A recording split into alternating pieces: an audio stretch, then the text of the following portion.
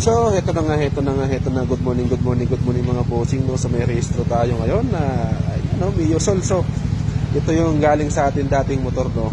So, ito yung binenta natin dati, no. So, tingnan mo naman, no. Sa atin din siya nagre-rehistro. Matagal na to, 3 years na yata to, no. So, nasa kanya pa rin, no. So, salamat kay bossing, no. So, ayan, nalagaan naman niya ng maigi. Ayan, so good naman talaga yung motor na nakuha natin, no? Kaya okay lang yan. Ayan, no? So salamat ulit kay bossing. Ayan, no? Ay, tignan mo naman, ang gwapo pa rin, no? So ayan na, magkano lang yung nakuha to dati sa akin, no? Pero hanggang ngayon okay pa rin, buhay pa rin, no? So ayan na, mas maganda talaga pag maganda talaga yung nakuha. Okay na po sa ABR 237. So, good afternoon. Shout out sa mga taga WCNI. Ayan na!